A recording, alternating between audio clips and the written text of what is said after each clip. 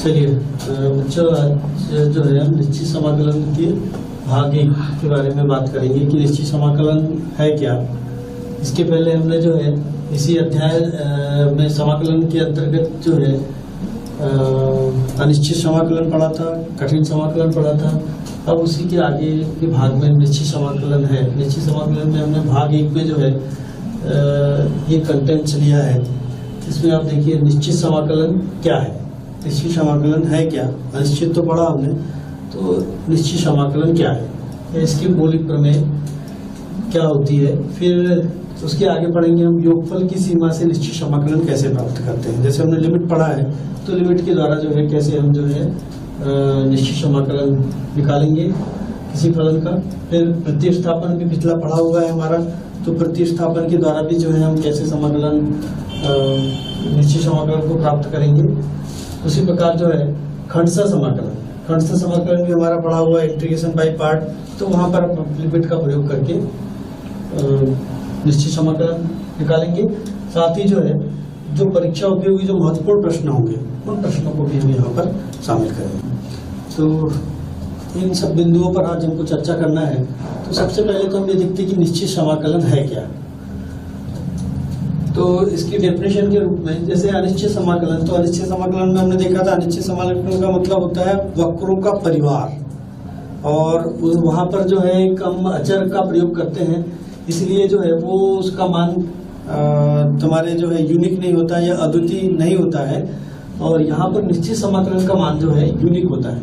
तो जैसे मान लीजिए हमारे पास कोई फलन f(x) दिया हुआ है और उसका समाकलन हमको कैपिटल F(x) के रूप में प्राप्त हो रहा है। कोई भी जैसे फंक्शन लिया, मान लो x लिया तो हमको मिलेगा x²/2, या sin x हमने फलन लिया है तो sin x का समाकलन -cos x होगा। इस प्रकार से मान लीजिए कोई भी हमारा एक फलन है उसका समाकलन हमको f(x) प्राप्त होता है। और हमारे पास जो चर है, चाहे वो x हो या t हो, निश्चित समाकलन में चर का कोई इंपॉर्टेंस नहीं होता। t भी ले सकते हैं आप, x भी ले सकते हैं, u भी ले सकते हैं। तो मान लीजिए हमने x चर लिया है और वो x चर जो है a से b तक परिवर्तित होता है। तो उस समय जो हम समाकलन करेंगे f(x) dx a to b, और समाकल हमारा आया f(x) के रूप में। तो यहाँ पर जो a है इसको हम लोअर लिमिट बोलते हैं। लोअर लिमिट यानी निम्न सीमा, निम्न सीमा, और जो ऊपर लगी हुई है ये अपर लिमिट, अपर लिमिट यानी उच्च सीमा। इन चूंकि x का मान a से b तक वेरी हो रहा है, तो लिमिट इसको पढ़ते हैं limit a to b f(x) dx is equal to, यहाँ पे चूंकि हमने माना था इसका समाकलन f(x) है, कैपिटल F(x) है, तो f(x) और ये a to b, ऊपर में जो है अपर लिमिट होती है, नीचे जो है लोअर लिमिट होती है। और इसको जो है जो समाकल आया उसमें सबसे पहले upper limit minus lower limit, यानी अपर लिमिट में से लोअर लिमिट को घटा लेते हैं, और इससे जो है हमको एक मान प्राप्त होता है। इसी मान को जो है हम निश्चित समाकलन कहते हैं। और इसका मान जो है अद्वितीय होता है, इसका मान अद्वितीय होता है। और चर्चा की है मैंने, a को निम्न सीमा बोलते हैं, b को उच्च सीमा बोलते हैं, और इसे ही निश्चित समाकलन की मौलिक प्रमेय भी कहा जाता है। तो इस मौलिक प्रमेय के आधार पर जो है हम प्रश्नों को हल करेंगे।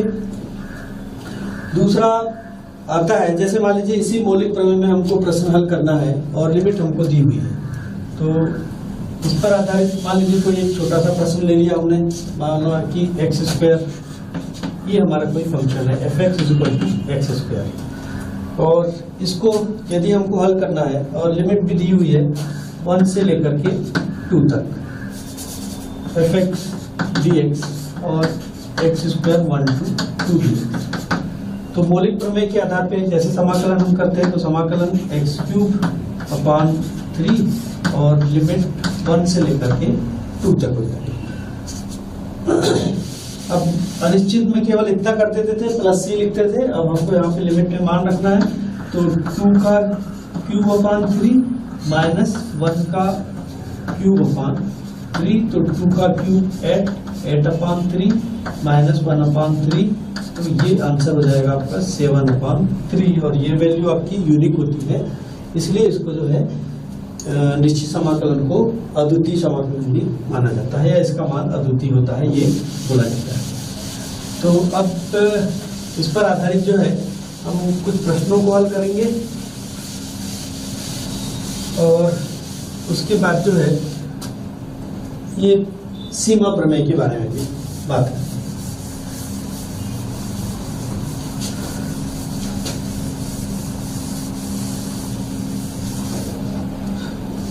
तो कुछ प्रश्नों को लेते हैं यहाँ पर हम मौलिक प्रमेय पर आधारित। मौलिक प्रमेय पर आधारित जो है, जैसे मान लीजिए हमने एक फलन ले लिया इंटीग्रल के रूप में यहाँ पे, इसमें integrate I is equal to 2 से लेकर के 3 और 1/x dx है। मान लीजिए ये हमको फंक्शन दिया हुआ है 1/x के रूप में, जिसमें लिमिट दी है 2 से लेकर के 3 dx। तो 1/x का log x हमको पता है कि 1/x का समाकलन कितना होता है, log x होता है, तो 2 से लेकर के 3 तक इसकी लिमिट। तो इंटीग्रेशन ऑफ पाई बस हल कर लिया और उसमें अनिश्चित में केवल हम समाकलन करते थे और प्लस सी लिख देते थे। अब यहाँ पे वैल्यू रख देना है अपर लिमिट, तो log 3 माइनस log ऑफ 2। तो integration of I is equal to log वाले फार्मूले से log 3/2 और ये हमारा आंसर है। तो ऐसे हमको जो है निश्चित समाकलन में प्रश्नों को हल करना है और प्रश्न हल करने के बाद हमको लिमिट मान भी रखना है। दूसरा और कोई प्रश्न लिया, लिमिट दी है मान लीजिए हमको 0 से लेकर के 3, 0 से 3 तक x² प्लस 1 dx। बहुत सिंपल सा है, x² प्लस 1 और लिमिट दी है 0 से लेकर के 3 तक। अब इसकी वैल्यू फाइंड करना है हमको, तो इंटीग्रेशन ऑफ I x², तो x² का x3/3 और प्लस ऑफ x और लिमिट दी है हमको 0 से लेकर के 3 तक। तो इंटीग्रेशन I लिमिट रखें तो 3³ प्लस ऑफ 3 और बाद में लेंगे तो देखिए 0 और फिर माइनस ऑफ 0 के रूप में हमको प्राप्त होगा। तो I इज इक्वल टू 3³ 27/3, तो ये हमको 9 के रूप में प्लस 3 9 हो जाएगा और प्लस 3, तो 9 प्लस 3 इज इक्वल टू 12, ये हमारा हमको आंसर प्राप्त होगा। तो ऐसे समाकलन वही है, केवल अब हमको लिमिट रखना है यहाँ पर, और लिमिट रखते समय थोड़ी सी सावधानी बरतनी है, बाकी कुछ नया है नहीं है इसमें, वही हमारा पड़ा हुआ है। अब एक सवाल मान लीजिए हम ऐसा लिखे हैं, इंटीग्रेशन ऑफ I लिमिट दी है हमको 1 से लेके √3 और 1/1 प्लस x² और ये dx के रूप में। आपको पता होगा 1/1 प्लस x² का समाकलन क्या होता है, tan इनवर्स x। तो tan इनवर्स x और यहाँ पर लिमिट 1 से लेके √3, बस। अब इनवर्स है तो थोड़ा सा लिमिट रखते समय सावधानी बरतनी है हमको। लिमिट रखेंगे तो अपर लिमिट पहले, तो tan inverse √3 minus tan inverse 1। अब ये देख लीजिए आप, tan π/4 इज इक्वल टू 1 होता है, तो π/4 is equal to tan inverse 1 हो जाएगा। इसी प्रकार tan π/3 इज इक्वल टू √3 होता है, तो π/3 is equal to tan inverse √3। तो अब यहाँ पे आप वैल्यू पुट कर दीजिए, ये हो जाएगा आपका π/3 माइनस π/4, एलसीएम हो जाएगा आपका 12, तो 4π माइनस 3π, दिस इज π/12। ये आपका इंटीग्रेशन के रूप में प्राप्त हो जाएगा आपको आंसर। तो हमको जो है आगे और इसी प्रकार के कुछ प्रश्न जो अति महत्वपूर्ण है, उन प्रश्नों को हम देखते हैं।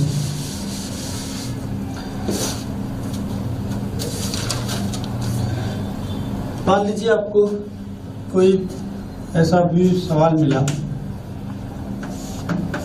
tan² x dx, और इसकी लिमिट दी है 0 से लेके π/4। अब चूंकि tan स्क्वायर तो समाकलन में है नहीं है, तो इसको जो है 0 to π/4 सीधे चेंज कर दे हम sec स्क्वायर x माइनस 1, क्योंकि 1 + tan square theta equal to sec square theta, तो ये dx।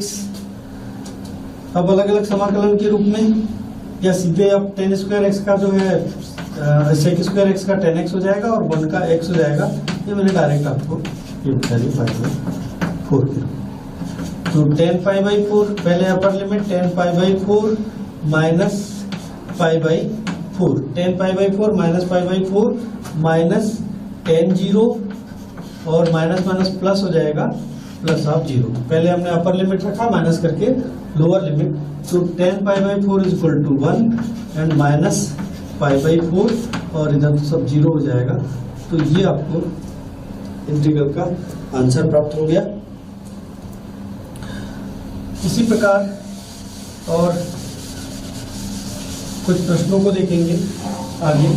उसके पहले जो है हम इस योगफल की सीमा की प्रमेय के बारे में जो है निश्चित समाकलन कैसे प्राप्त करते हैं, इसको मैं आपको बताता हूँ। योगफल की सीमा, योगफल की सीमा से निश्चित समाकलन।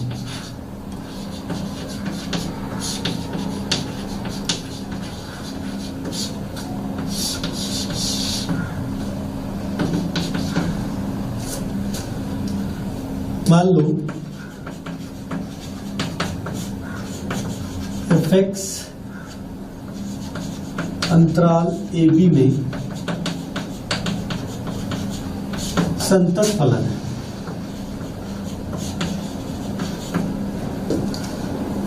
अब ये हम एक ग्राफ बना लेते हैं और ग्राफ में मान लीजिए y is equal to fx, हमने एक फलन लिया y is equal to fx, और यहाँ पर जो है लिमिट a, और क्योंकि ये फंक्शन ही कहा गया कि fx जो है संतत फलन है, और संतत फलन कहाँ पर है, क्लोज्ड इंटरवल a से b के बीच। अब इसको हमने जो है छोटे छोटे पट्टियों में डिवाइड कर लिया इस पूरे भाग को, क्योंकि इस पूरे भाग का हमको क्षेत्रफल ज्ञात करना है। तो ऐसी आकृति तो का क्षेत्रफल ज्ञात करना दिक्कत है। यदि मान लीजिए त्रिभुज हो, चतुर्भुज हो, आयत हो, लेकिन इस प्रकार वक्र वाली आकृति को हमको ज्ञात करने में थोड़ी दिक्कत होती है। तो हम यहाँ पर देखिए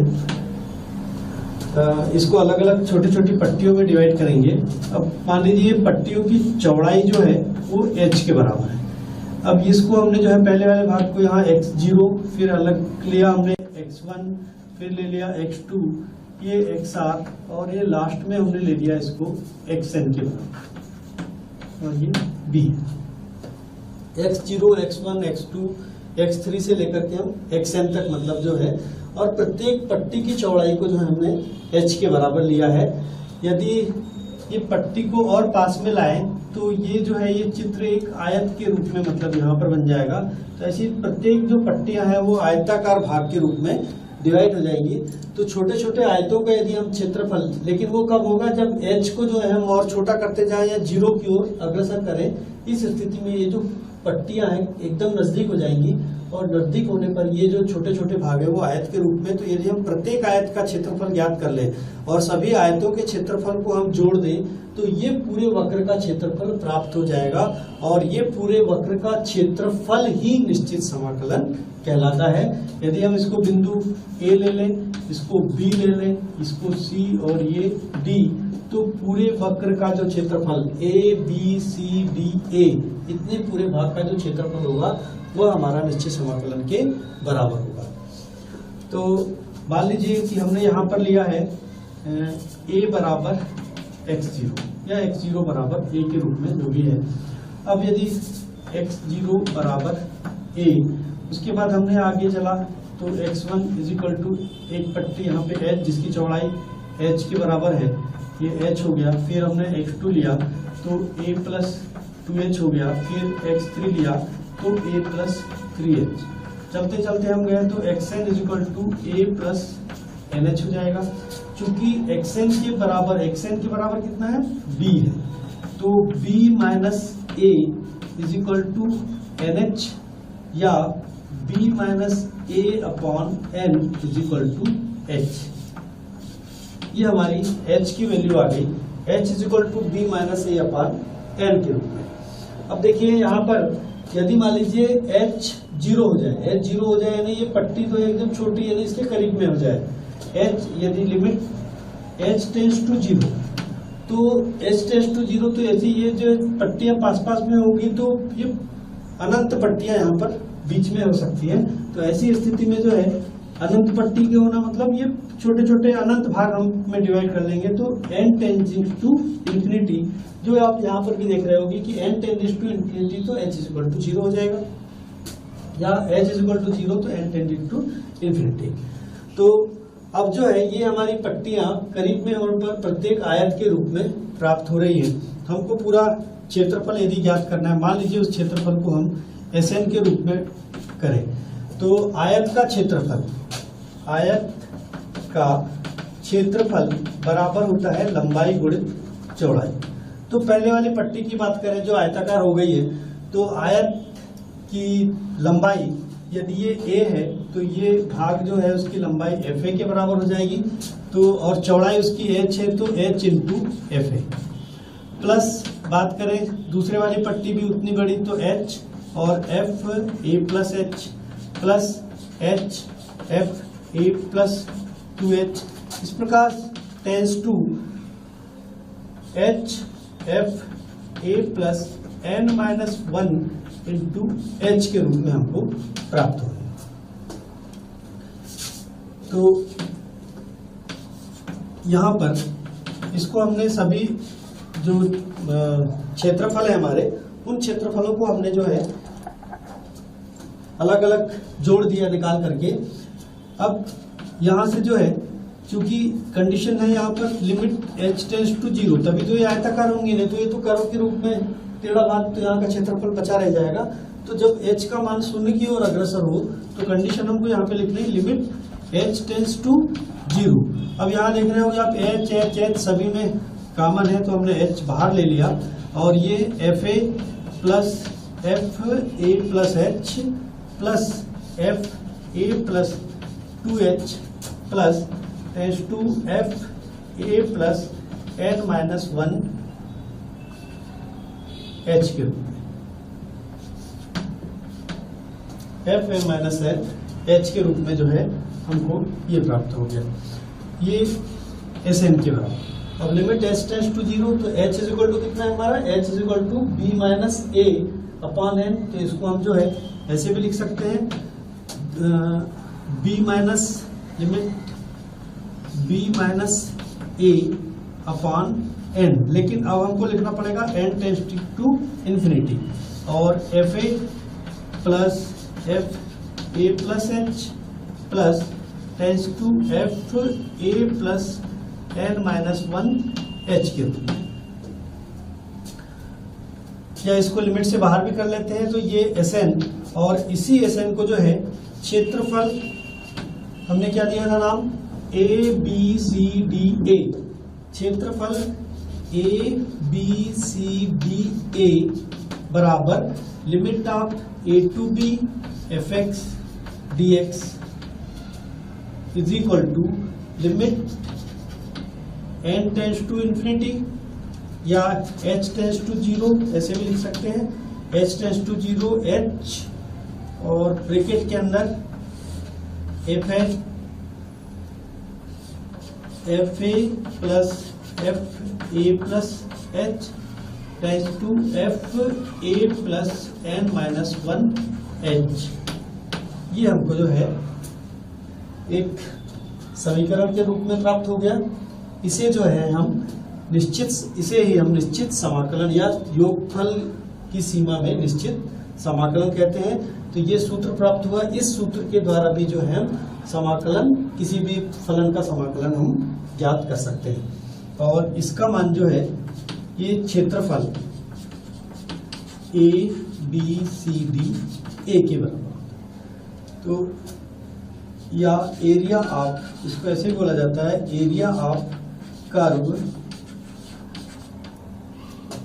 curve x is equal to A, x is equal to B and x axis, यानी x अक्ष x बराबर a, x बराबर b के जो भाग का जो क्षेत्रफल है ये पूरा का पूरा आपका निश्चित समाकलन कहलाता है x अक्ष के ऊपर ही।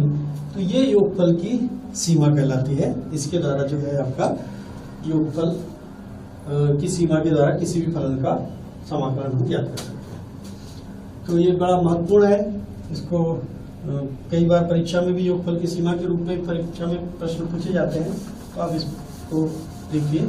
अब इस पर आधारित जो है हम एक सवाल भी देख लेते हैं जिसमें आपको समझ में आ जाएगा कि कैसे हमने इसको हल किया है और योगफल की सीमा जो है क्या होती है। मान लीजिए हमारे पास एक प्रश्न है, लिमिट ले लें हम इसकी 0 से लेकर के 5 तक, 0 से 5 x प्लस 1 dx, ये हमको का मान ज्ञात करना है। का मान योगफल की सीमा के रूप में से ज्ञात कीजिए।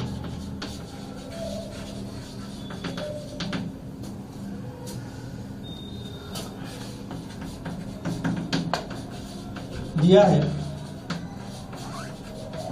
fx is equal to x plus 1, यहाँ पर a इज इक्वल टू 0 दिया है, b इज इक्वल टू 5 दिया है। तो हमको h is equal to B minus A upon N, यानी 5 माइनस 0 अपान एन, तो हमको 5 अपान एन प्राप्त हो गया, या दूसरे शब्दों में कहें कि N H is equal to 5 हमको यहाँ प्राप्त हो गया। अब योगफल की सीमा, योगफल की सीमा से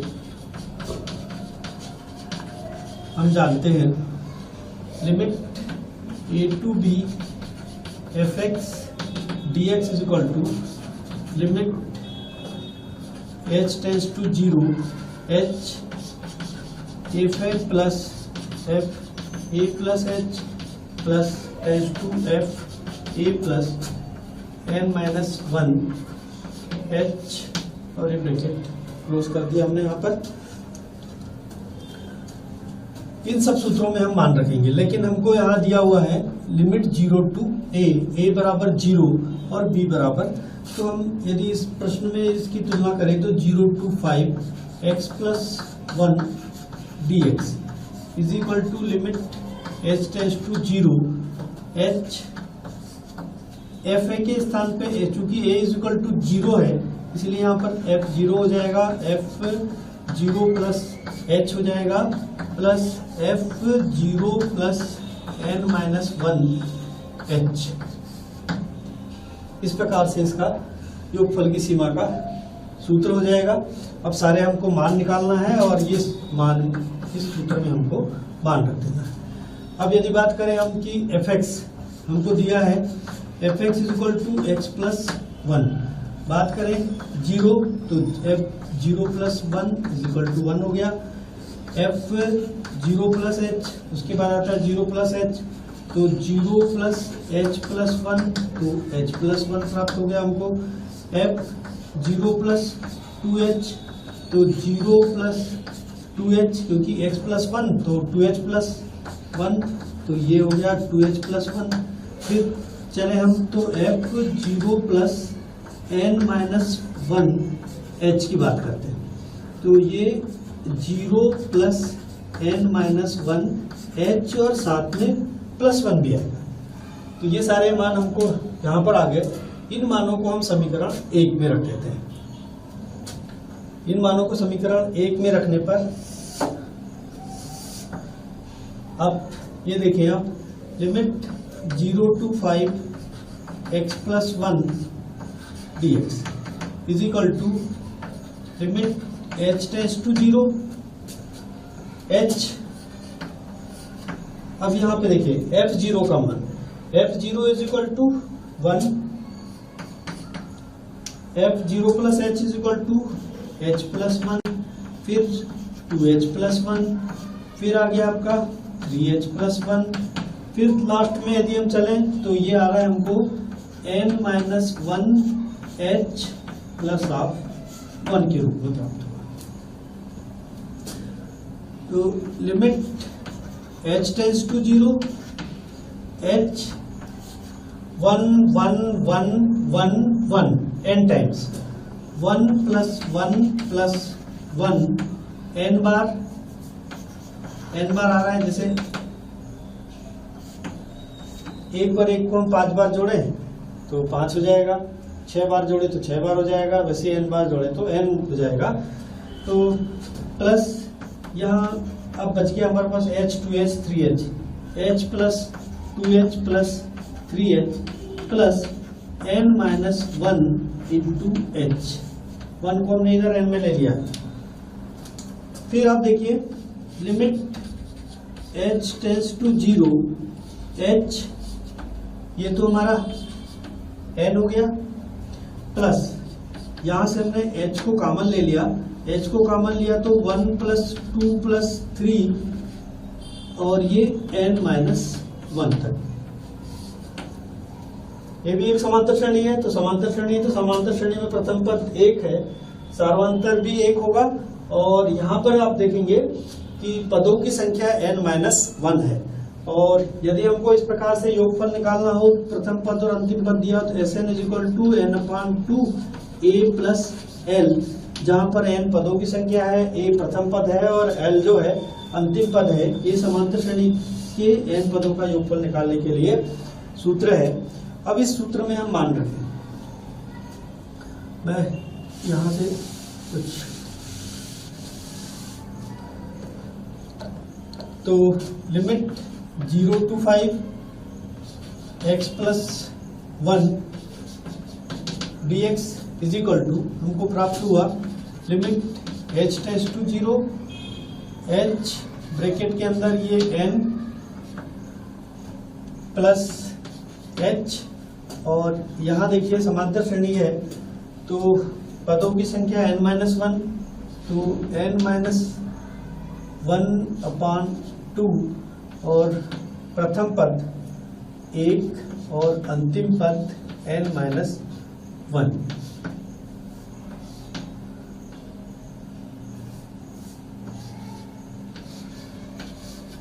-1 प्लस 1 कैंसिल, तो limit h tends to 0, h n plus h, ये देखिए n और ब्रैकेट में n माइनस 1/2।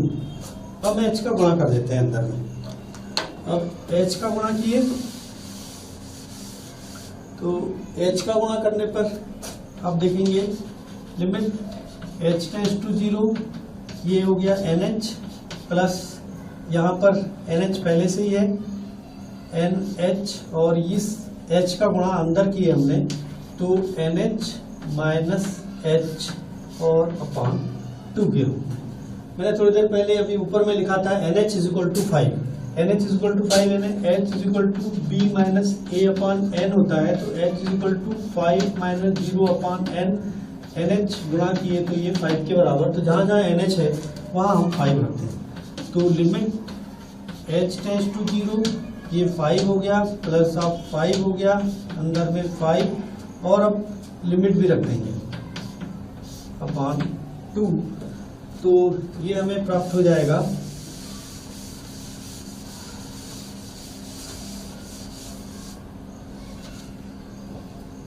लिमिट रखने पर। तो लिमिट रखेंगे तो 5 और लिमिट h टेंड्स टू 0, तो ये 0 हो जाएगा 5, तो ये 25/2 एलसीएम लेंगे तो एलसीएम 2 आ गया, 10 और 25 तो 35/2 के रूप में ये हमको 0 to 5 x प्लस 1 dx का योगफल की सीमा के रूप में हमको समाकलन प्राप्त हो गया। अब मान लीजिए हमको अपने उत्तर की जांच करनी है, तो उत्तर की जांच कि ये सही है या नहीं है, तो हम 2 मिनट में उत्तर की जांच कर सकते हैं मौलिक प्रमेय के द्वारा। Limit 0 to 5 x plus 1 dx, ये देखिए तो x² upon 2 plus of x, limit 0 to 5। Limit लिया हमने तो 5 का वर्ग 25, 25/2 और धन 5 और इधर लेंगे तो 0 हो जाएगा और ये आपका आंसर आ गया 35/2। यानी मौलिक प्रमेय के द्वारा भी हम हल कर सकते हैं और योगफल की सीमा के द्वारा भी हम किसी फलन का निश्चित समाकलन प्राप्त कर सकते हैं। और आप देख रहे होंगे दोनों के आंसर आपस में बराबर आ गए, बराबर हमको प्राप्त हो गए। तो और भी प्रश्नों का जो है इनमें अध्ययन किया जा सकता है। अब आगे हम चलते हैं।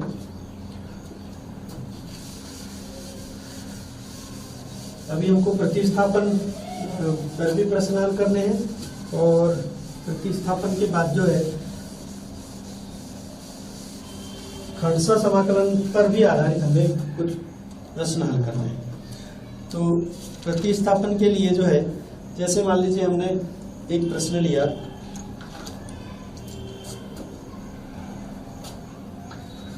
प्रतिस्थापन। मान लो हमने कोई निश्चित समाकलन का सवाल लिया लिमिट वाला, मान 1 to √3 है। मान के चले 1 से लेकर के √3, lower limit 1 √3 tan inverse x upon 1 + x² dx है। मान लीजिए यही सवाल है हमारा। अब प्रतिस्थापन है तो यहाँ पर हम यहाँ मान लें tan इनवर्स x = t, तो अवकलन करने पर तो tan इनवर्स x का 1/1 + x² dx = dt हो जाएगा। लिमिट चेंज, तो लिमिट चेंज के लिए tan इनवर्स 1 = π/4 और अभी थोड़ी देर पहले भी चर्चा किया था tan इनवर्स √3 = π/3। तो लिमिट चेंज हो जाएंगी हमारी π/3 से लेकर के π/4 तक। tan इनवर्स x को हमने t माना है और ये हमको dt प्राप्त हो गया। तो t² upon 2 with limit π/4 to π/3, π/4 से π/3 के बीच में। तो 1/2 को भी कॉमन लेकर के π/3 का स्क्वायर, तो π²/9 माइनस π²/16 और ये पूरा चालू करेंगे हम एलसीएम लेकर के। तो हमको जो है 7π²/288 ये आंसर के रूप में हमको प्राप्त हो जाएगा। तो इस प्रकार हमको प्रतिस्थापन के द्वारा भी प्रश्नों को हल करते आना चाहिए। और जैसे भी प्रतिस्थापन की बात आई तो जैसे प्रतिस्थापन आप हल करें तो सबसे पहले ध्यान ये रखें कि भाई हमको लिमिट भी चेंज करना है, और यदि आप लिमिट चेंज नहीं कर पाए तो आप का करने का कोई मतलब ही नहीं होगा। अब एक दूसरा प्रश्न लेते हैं। Limit 0 to π/2 sin x upon 1 + cos² x dx। मान लीजिए ये हमारा प्रश्न है। यहाँ पर देखिए आप cos x = t ले लिया, तो ऊपर है sin x dx = dt, या माइनस को उधर करें हम तो sin x dx = -dt। इसको भी मान लिया हमने इंटीग्रेशन i के बराबर। इंटीग्रेशन i लिमिट चेंज, तो 0, जब cos 0 तो t = 1 हो जाएगा, जब π/2 रखेंगे तो 0 हो जाएगा। तो 1 से लेकर के 0, cos 0 = 1 और cos π/2 = 0, और ये minus of dt upon 1 + t²। Minus चिन्ह है, माइनस को बाहर ले लें, 1 to 0 dt upon 1 + t² minus ये इसका समाकलन हो जाएगा tan inverse t minus tan inverse 0 minus tan inverse 1। अब देखिए माइनस tan इनवर्स 0 तो 0 हो जाएगा, क्योंकि tan 0 इज इक्वल टू 0, तो tan inverse 0 is equal to 0। tan π/4 is equal to 1, तो tan inverse 1 is equal to π/4, तो माइनस π/4, और ये माइनस का गुणा करेंगे तो π/4 के रूप में हमको यहाँ पे आंसर प्राप्त हो गया। ये समाकलन को जो है प्रतिस्थापन विधि से इस प्रकार से हम हल कर सकते हैं।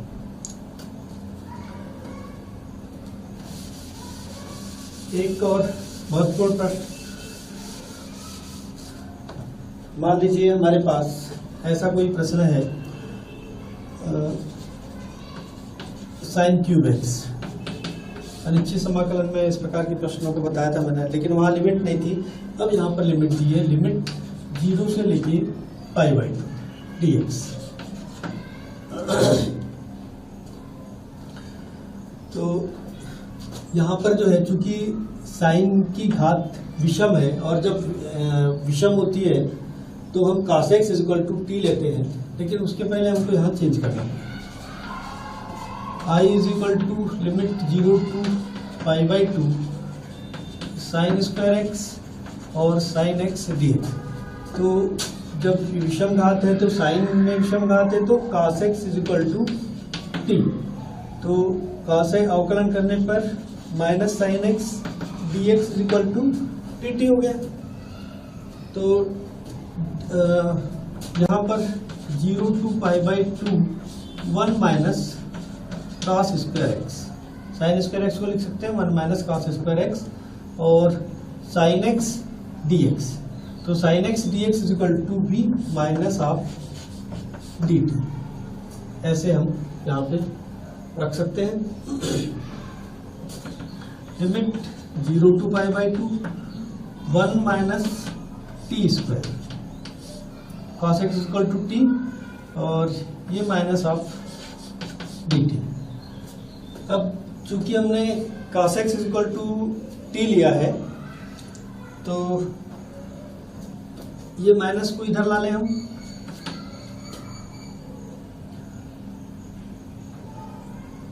तो t की भी लिमिट हमको चेंज करना पड़ेगा यहाँ पे। तो t की लिमिट आप देखिए, जब 0 लेते हैं हम यहाँ 0, तो cos 0 इज इक्वल टू 1, तो अब लिमिट हो जाएगी यहाँ पर 1, और यदि हम π/2 लेते हैं तो ये हो जाएगी 0। ये लिमिट भी चेंज हो गई हमारी 1 से लेके 0 तक, और ये माइनस का गुणा यहाँ पर कर दें तो ये 1 to 0, ये हो जाएगा आपका टी स्क्वायर माइनस 1 और dt। माइनस का गुणा यहाँ हमने ब्रैकेट में कर दिया, तो हमको जो है इस प्रकार से 1 माइनस टी स्क्वायर के स्थान पे टी स्क्वायर माइनस 1। अब इसका समाकलन कर दें हम, समाकलन करेंगे तो T cube upon 3 minus T with limit 1 to 0। तो सबसे पहला काम हमारा 0 लिमिट रखने का, तो पूरा पूरा 0 आ जाएगा, 0 0 माइनस, अब हम यहाँ पे रखें 1 to 1/3 और माइनस ऑफ 1। तो ये माइनस 1 माइनस 3 तो माइनस 2/3, और ये माइनस माइनस प्लस हो जाएगा, तो 2/3 के रूप में हमको यहाँ पर ये निश्चित समाकलन प्राप्त हो जाएगा, जो उसका आंसर है। और खंडशः समाकलन वगैरह पर भी हम कुछ प्रश्न कर सकते हैं।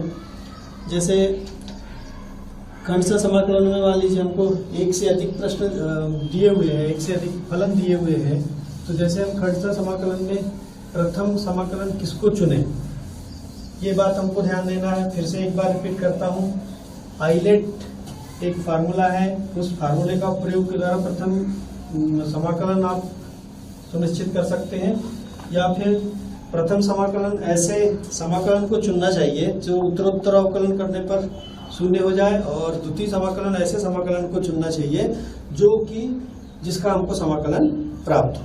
तो फिर से मैं खंडशः समाकलन की बात आ रही है, तो यहाँ पर एक बार आपको बता देता हूँ, पिछले पीरियड्स में भी बताया मैंने। खंडशः समाकलन आइलेट एक शब्द है, इसको आप ध्यान रखेंगे। I for inverse function, L for logarithm function, A for algebraic function, T for trigonometrical और E फॉर एक्सपोनेंशियल फंक्शन। इनमें से जो पहले आएगा उसको हमको प्रथम फलन लेना है। अब मान लीजिए हमारे पास कोई क्वेश्चन है, इंटीग्रेशन आई और उसकी लिमिट दी हुई है मान लीजिए 1 से लेकर के 2, 1 से 2 और x log x dx। तो यहाँ पर ध्यान रखिए log x तो लॉगरिथम फंक्शन है और x जो है एल्जेब्रिक फंक्शन है, लेकिन ये शब्द में जो है लॉगरिथम पहले आ रहा है, L पहले आ रहा है लॉगरिथम, तो लॉगरिथम को हम फर्स्ट फंक्शन लेंगे। तो इसको हम थोड़ा सा चेंज करते हुए limit 1 to 2 log of x into x dx, तो log x को फर्स्ट फंक्शन और x को सेकंड फंक्शन। तो यहाँ पे खंडशः समाकलन का सूत्र log x integration of x dx minus integration of differentiation of first function log x integration of second function dx और होल ऑफ dx। लिमिट हम बाद में ले लेंगे पूरा हल होने के बाद। log x और ये हुआ x² 2 माइनस इंटीग्रेशन ऑफ ये 1/x और इसका हो जाएगा x² 2 dx, ये कैंसिल हो गया। तो इसको हम पहले लिख लें x² 2 log of x minus 1/2 integration of x बचेगा, तो ये हो जाएगा x² 2 के। तो इतना हमारा समाकलन प्राप्त हो गया और ये समाकलन की लिमिट है हमारी 1 से लेकर के 2 तक। तो सबसे पहले हायर लिमिट, तो हायर लिमिट यदि हम रखें तो 2 रखें तो 2 का स्क्वायर, तो 4/2 log of 2 माइनस ये 2 into 2 4 हो गया, तो 2 का स्क्वायर 4/4 माइनस अब 1 लिमिट रखेंगे तो 1/2 log of 1 x = 1 रखने पर, और ये प्लस हो जाएगा प्लस 1/4 1 तो 1 का स्क्वायर 1/4। 2 से ये 4 कैंसिल हो गया, तो 2 log of 2 4 से 4 कैंसिल हो गया, तो -1 और log 1 = 0 और प्लस 1/4। ये एलसीएम लेंगे यहाँ पर, तो -4 + 1 तो 2 log 2 माइनस 3/4, ये हमको आंसर प्राप्त हो जाएगा।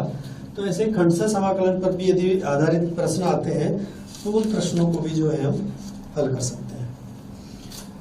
अब कुछ महत्वपूर्ण प्रश्नों को भी देख लेते हैं परीक्षा की दृष्टि से, जो आपके यहाँ भी आ सकते हैं या विदाउट लिमिट में भी पूछे जाते हैं कई बार, या फिर सीधे सीधे ये होता है कि उन्हीं प्रश्नों को इधर लिमिट के द्वारा पूछ लिया जाता है, तो लिमिट भी हो जाता है और पिछले अनिश्चित समाकलन दोनों के प्रश्न जो है एक से एक।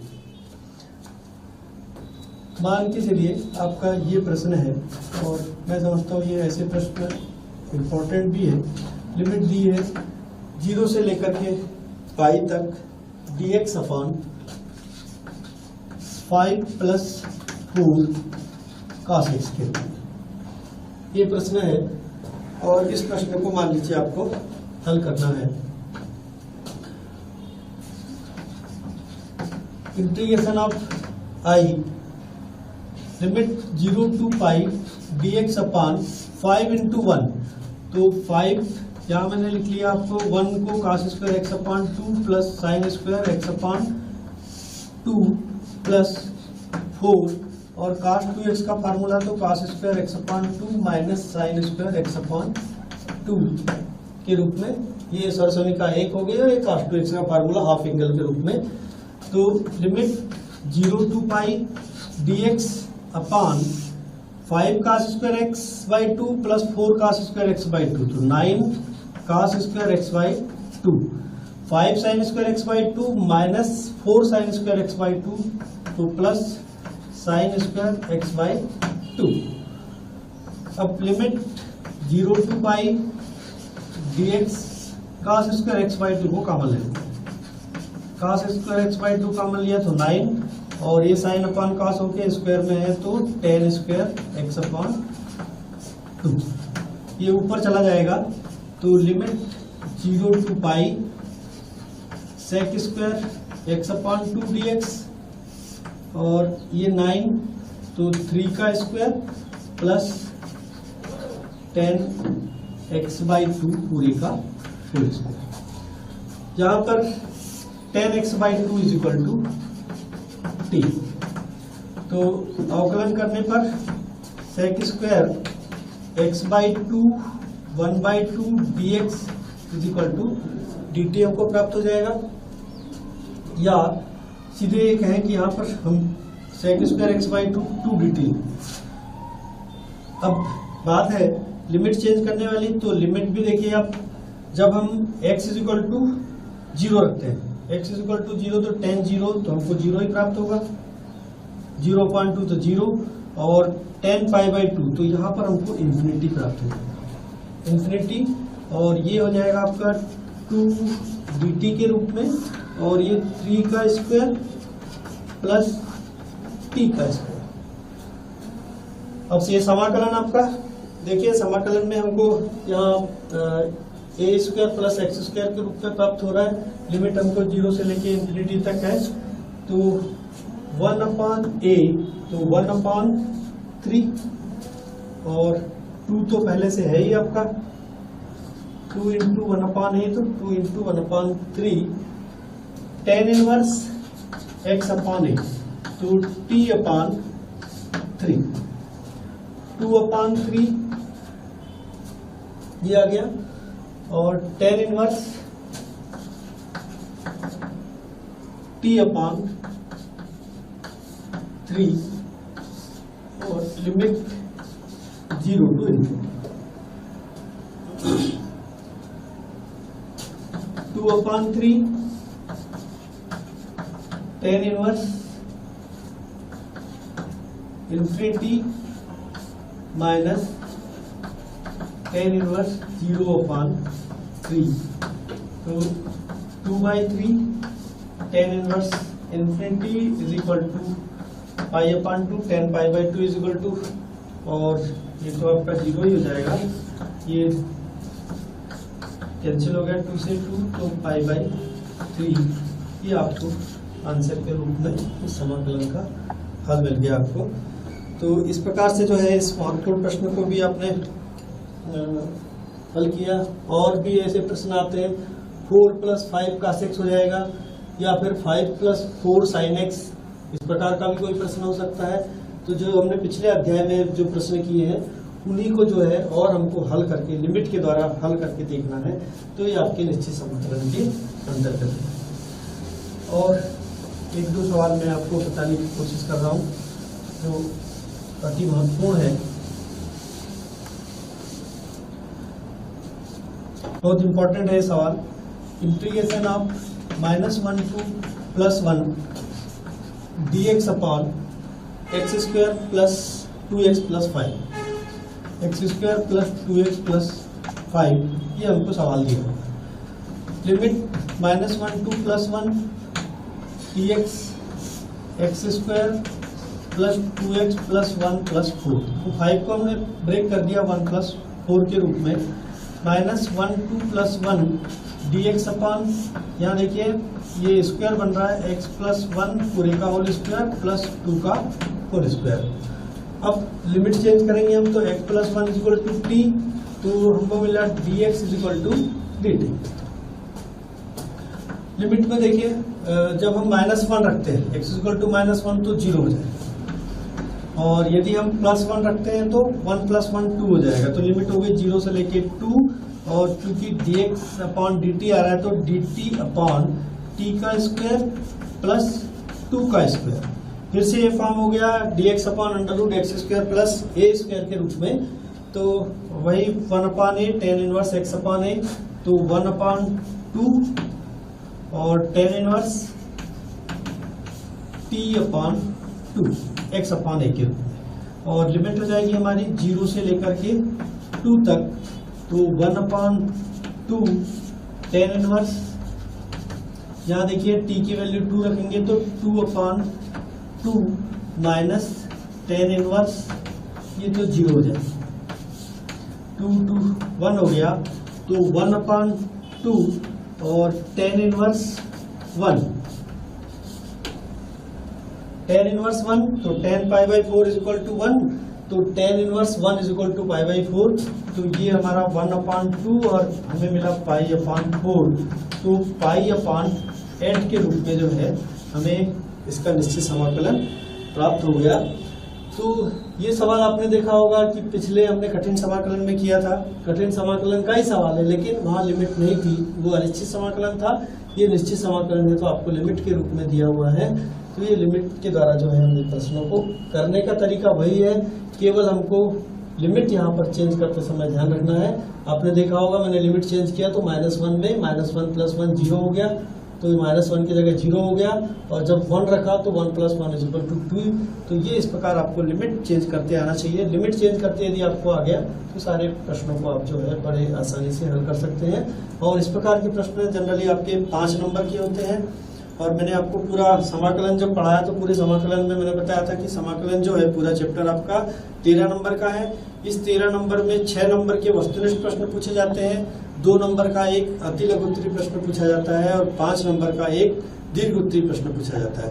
तो 6 नंबर के प्रश्नों के लिए जो है आप मानक के जो सूत्र बताया था मैंने कल, तो मानक सूत्रों को अच्छे से आप तैयार करिए, उसमें tan x को भी शामिल कर लीजिए, cot x को भी शामिल करिए, sec x को और cosec x, इनके बारे में भी कई बार पूछा जाता है। जैसे जनरली हम tan x का समाकलन हमको मालूम नहीं होता, तो tan x का समाकलन -log cos x या log sec x के रूप में, उसी प्रकार cot x का log sin x के रूप में, cosec x का और sec x का भी, तो वो 10 फार्मूले, और ये 10 cot sec cosec 14 फार्मूले, तो इनमें से आपका जो है सही जोड़ी तैयार हो जाती है। उसके बाद जो है आप 2 नंबर के प्रश्न के लिए कठिन जो अवकलन है, कठिन समाकलन है, उसके अंतर्गत जो हमने जो परिमेय भिन्नों के बारे में बताया है, उस परिमेय भिन्नों में से कोई छोटे से ज्यादा बड़े नहीं, छोटे सवाल वो अति लघु उत्तरीय प्रश्न में आ जाते हैं। और 5 नंबर में आपका जो है, जो हमने निश्चित समाकलन में आपका दूसरे में जो पढ़ेंगे हम प्रगुण के बारे में, तो प्रगुण नंबर 4 और प्रगुण नंबर 7 के बारे में जो हम अगले भाग में पढ़ेंगे, तो उसमें जो है आप विशेष रूप से चर्चा करेंगे, तो वो प्रश्न परीक्षा की दृष्टि से